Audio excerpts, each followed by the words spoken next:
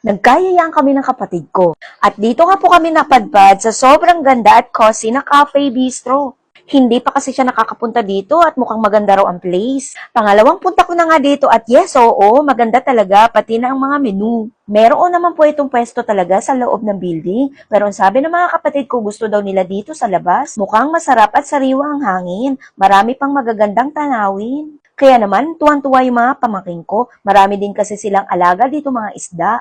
At ang ambience, grabe relaxing, para kang nasa gubat.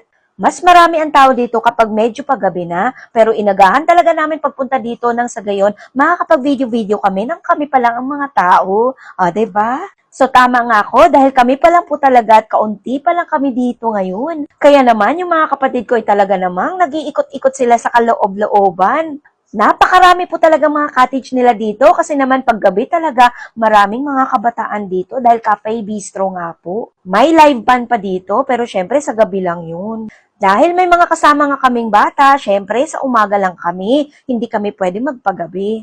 Sa mga naghahanap ng pagkukublian dyan na peaceful na lugar, I think ito yung the best. Makakapagmuni-muni ka talaga dito at perfect naman ito para sa aming mga content creator. Pagdating naman sa foods nila ay grabe yung mga ino-order ko. Syempre, mga favorite namin. Mahilig kasi talaga kami sa mga seafoods. Kaya naman, eto na talaga yung aking inuupakan. Char!